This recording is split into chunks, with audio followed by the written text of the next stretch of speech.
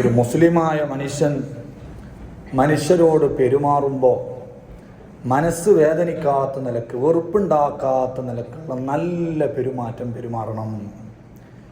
മനുഷ്യരോടുള്ള പെരുമാറ്റം പറയാൻ വേണ്ടി മാത്രം മഹാന്മാരായ അയിമ്മത്തുകൾ ഗ്രന്ഥം തന്നെ രചിച്ചിട്ടുണ്ട്.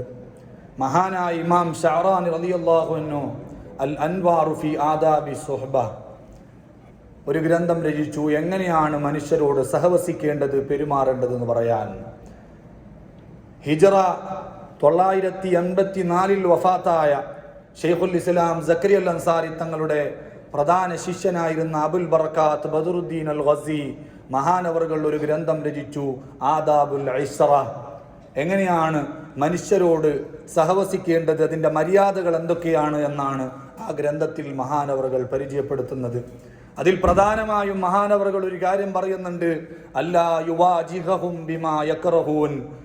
മനുഷ്യരോട് പെരുമാറുമ്പോൾ ശ്രദ്ധിക്കേണ്ട വളരെ പ്രധാനപ്പെട്ട ഒരു കാര്യമാണ്, മനുഷ്യർക്ക് വെറുപ്പുണ്ടാക്കുന്ന, മനസ്സുകളെ വിഷമിപ്പിക്കുന്ന വിധത്തിൽ ഒരു മനുഷ്യരോടും നമ്മൾ അഭിമുഖീകരിക്കാൻ പാടില്ല.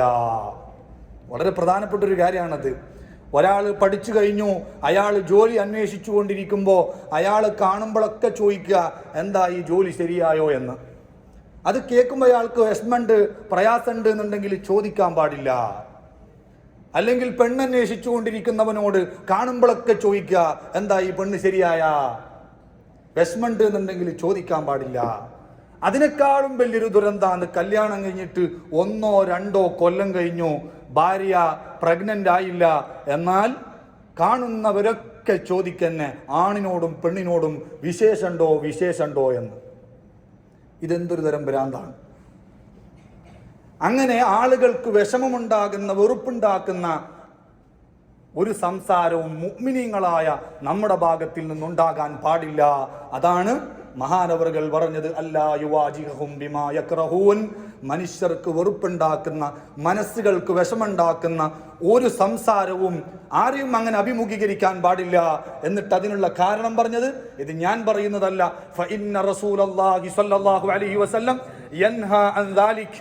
അങ്ങനെ മനുഷ്യനിക്ക് വെറുപ്പുണ്ടാക്കുന്ന രീതിയിൽ അവരെ അഭിമുഖീകരിക്കുന്നതിനെ, അഭിസംബോധനം ചെയ്യുന്നതിനെ അള്ളാഹുവിന്റെ റസൂൽ കർശനമായി വിലക്കിയിട്ടുണ്ട്. ആ സ്വഭാവം നമുക്ക് ആർക്കും ഉണ്ടാവാൻ പാടില്ല. അത് പെണ്ണുങ്ങൾക്കാണ് കുറച്ചും കൂടി കൂടുതൽ. അവരെ നമ്മൾ പറഞ്ഞ് മനസ്സിലാക്കി കൊടുക്കണം. അങ്ങനെ ആരെങ്കിലും 1 or 2 വർഷം കഴിഞ്ഞിട്ട് കുട്ടികളില്ലാതെ വിഷമിക്കുന്നുണ്ടെങ്കിൽ അത് തന്നെ ഒരു വിഷമ. അതിൻ്റെ പിന്നാലെ നമ്മളിങ്ങനെ ചോദിക്കുമ്പോൾ വിഷമം ഇരട്ടിക്കേ ഉള്ളൂ. അതുകൊണ്ട് വലിയ സമാധാനമൊന്നും അവർക്കുണ്ടാവൂല. അല്ലേലും ഈ പ്രഗ്നന്റ് ആവാതിരിക്കുക എന്നത്, ഹംലാവാതിരിക്കുക എന്നുള്ളത് ശറയിൽ എന്തെങ്കിലും ഒരു പോരായ്മയാണോ? ശറയിൽ അതൊരു പോരായ്മ ഒന്നുമല്ല. ഭാര്യ ഭർത്താക്കന്മാര് തമ്മിൽ നിക്കാഹ് ഫസ്ഖാക്കാനുള്ള പല ഐബുകളും പണ്ഡിതന്മാർ ഫിഖിന്റെ കിതാബിൽ പറഞ്ഞിട്ടില്ലേ? ഭാര്യക്കോ ഭർത്താവിനോ ഭ്രാന്തുണ്ടെങ്കിൽ, കുഷ്ഠരോഗം ഉണ്ടെങ്കിൽ, വെള്ളപ്പാണ്ടുണ്ടെങ്കിൽ, അല്ലെങ്കിൽ ലൈംഗിക പ്രശ്നങ്ങളുണ്ടെങ്കിൽ അതിന്റെ പേരിൽ നിക്കാഹ് ഫസ്ഖാക്കാനുള്ള അവസരം നമ്മുടെ പണ്ഡിതന്മാർ കൊടുത്തപ്പോൾ അവിടെ എവിടെയെങ്കിലും അഖീമ് വന്ധ്യത അല്ലെങ്കിൽ ഭാര്യ പ്രഗ്നന്റ് ആവാത്തവളാവുക എന്നത് പണ്ഡിതന്മാർ പറഞ്ഞോ? ഇല്ല.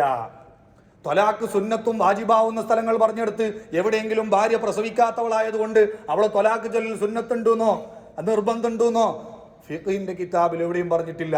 ഷാഫി മദ്ഹബിലും ഇല്ല എന്നല്ല ഞാൻ മനസ്സിലാക്കുന്നു, മറ്റുള്ള ഒരു മദ്ഹബിലും ഇല്ല.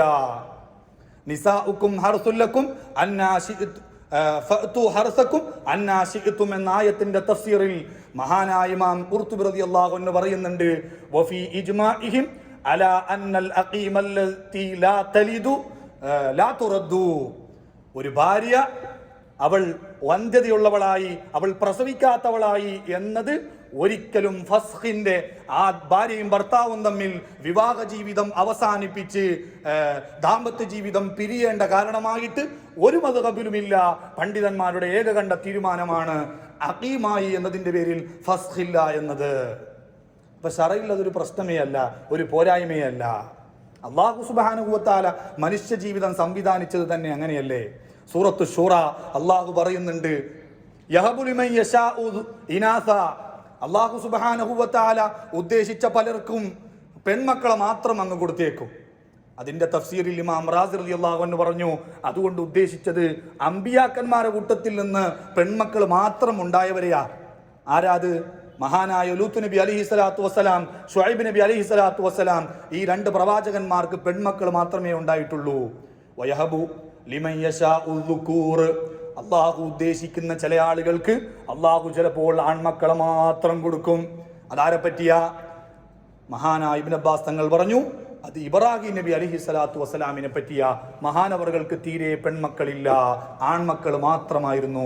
8 ആൺമക്കളായിരുന്നു ഇബ്രാഹിം നബി അലൈഹി സ്വലാത്തു വസ്സലാമിന് എന്ന് പറഞ്ഞ ചില പണ്ഡിതന്മാരുണ്ട്. ഔ യുസവ്വിജുഹും ദുക്റാനം വഇനാസ, ചിലർക്ക് അല്ലാഹു സുബ്ഹാനഹു വ തആല ആൺമക്കളെയും കൊടുക്കും പെൺമക്കളെയും കൊടുക്കും. അതാരെ പറ്റിയാണ് പറഞ്ഞത്? അഷ്റഫുൽ ഖൽഖ് മുഹമ്മദുർ റസൂലുള്ളാഹി സ്വല്ലല്ലാഹു അലൈഹി വസല്ലമ തങ്ങളാകുന്ന നമ്മുടെ നേതാവിനെ പറ്റി പറഞ്ഞതാണ്. നബി തങ്ങൾക്ക് ആൺമക്കളും ഉണ്ട് പെൺമക്കളും ഉണ്ട്. ഇത് പറഞ്ഞിട്ട് അല്ലാഹു പറഞ്ഞു, വയജ്അലു മൻ യശാഉ അഖീമ, ചില ആളുകൾക്ക് അല്ലാഹു തആല തീരെ മക്കളെ കൊടുക്കൂല. അതാരെ പറ്റി പറഞ്ഞതാ? പ്രവാചകന്മാരുടെ കൂട്ടത്തിൽ തന്നെ തീരെ മക്കളില്ലാത്തവരുണ്ടായിരുന്നു. മഹാനായ ഈസാ നബി അലൈഹി സ്വലാത്തു വസ്സലാം, യഹ്യാ നബി അലൈഹി സ്വലാത്തു വസ്സലാം, ആ 2 പ്രവാചകന്മാർക്ക് തീരെ മക്കളില്ലാത്ത നബി ഉണ്ടായിരുന്നു. അതൊരു പോരായ്മയാ? അതൊരു കുറവാ? യഹ്യാ നബി അലൈഹി സ്വലാത്തു വസ്സലാമിനെ പറ്റി അള്ളാഹു എന്താ പറഞ്ഞത്? യഹ്യാ നബി അലൈഹി സ്വലാത്തു വസ്സലാം നേതാവാണെന്ന് പറഞ്ഞ, മക്കളില്ലാത്ത ആളെ പറ്റിയ അള്ളാഹു സുബ്ഹാനഹു വ തആല നേതാവായിട്ട് ഖുർആനിൽ പരിചയപ്പെടുത്തുന്നത്. അപ്പൊ അതൊരു പോരായ്മയല്ല, നമ്മൾ മനസ്സിലാക്കിയെടുത്താണ് തെറ്റിപ്പോയത്. എന്നിട്ട് മഹാനായ ഖുർത്തുബി ഇമാം പറയുന്നുണ്ട്,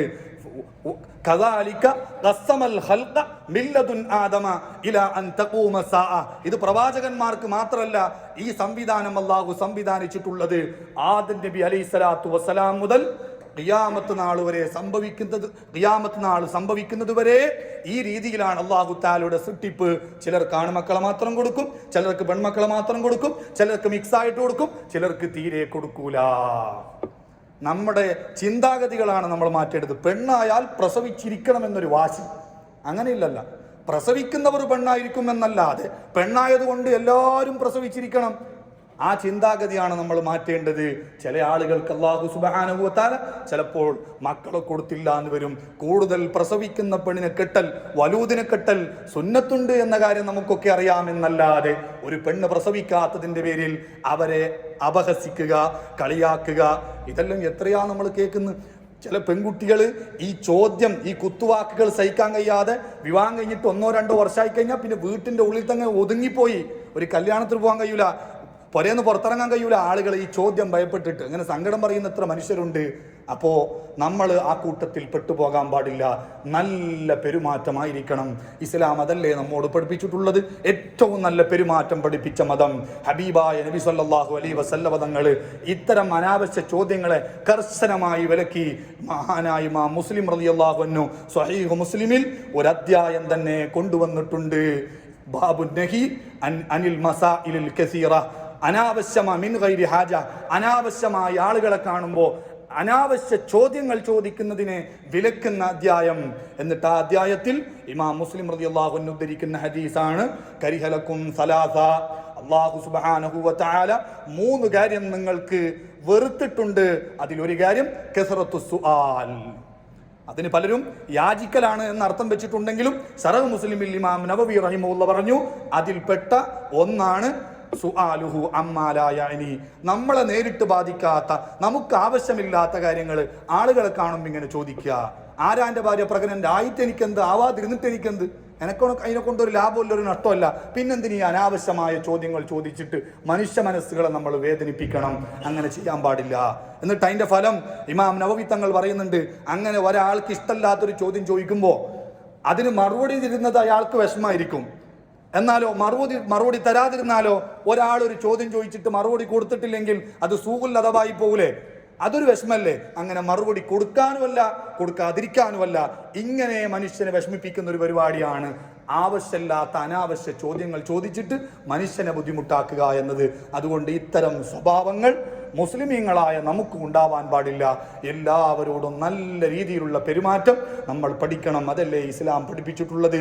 അയ്യുക്രിമഹു ഇദാ വറദ അലൈഹി ആദാബു സുഹബയിൽ മഹാനായ ഷഅറാനി ഇമാം പറഞ്ഞു, ഒരാൾ വരുമ്പോൾ, നമ്മളടുത്തേക്ക് വരുമ്പോൾ അയാളെ ബഹുമാനിക്കണം, അയാൾക്ക് തർഹീബ് പറയണം, മർഹബ വെൽക്കം എന്ന് പറഞ്ഞിട്ട് സ്വീകരിക്കണം. അത് സുന്നത്ത. അയാൾ ദീർഘകാലത്തിന് ശേഷം കണ്ടുമുട്ടുന്നയാളാണെങ്കിൽ അയാളെ മുആനഖത്ത് ചെയ്യണം. അയാളെ ആലിംഗനം ചെയ്യാൻ പറ്റുന്ന ആളാണെങ്കിൽ ആലിംഗനം ചെയ്യണം. മുസാഫഹത്ത് ഷെയ്ക്ക് ഹാൻഡ് കൊടുക്കാൻ പറ്റുന്നയാളാണെങ്കിൽ ഷെയ്ക്ക് ഹാൻഡ് കൊടുക്കണം. അയാൾക്ക് ഇരിക്കാൻ നല്ല സൗകര്യം ഉണ്ടാക്കി കൊടുക്കണം. ത്വലാഖത്തുൽ വജ്ഹ്, മുഖപ്രസന്നതയോടുകൂടെ പുഞ്ചിരിയുള്ള മുഖത്തോടുകൂടെ ആളുകളെ സ്വീകരിക്കണം. അല്ലാതെ നമ്മളടുത്തേക്ക് വരാതിരിക്കാൻ, നമ്മളെ കാണുമ്പോൾ മുങ്ങി നടക്കുന്നൊരവസ്ഥയിലേക്ക്, ഈ ചോദ്യം ഭയപ്പെട്ടുകൊണ്ട് മുങ്ങി നടക്കുന്നൊരവസ്ഥയിലേക്ക് മനുഷ്യരെ നമ്മൾ കൊണ്ടെത്തിക്കാൻ പാടില്ല. അല്ലാഹു സുബ്ഹാനഹു വ തആല നമുക്കൊക്കെ നല്ല സ്വഭാവം തന്നനുഗ്രഹിക്കട്ടെ. അല്ലാഹുമ്മ സ്വല്ലി അലൻ നബിയിൽ മുസ്തഫ ഹബീബില്ലാഹി സയ്യിദനാ മുഹമ്മദിൻ നബിയിൽ ഉമ്മി.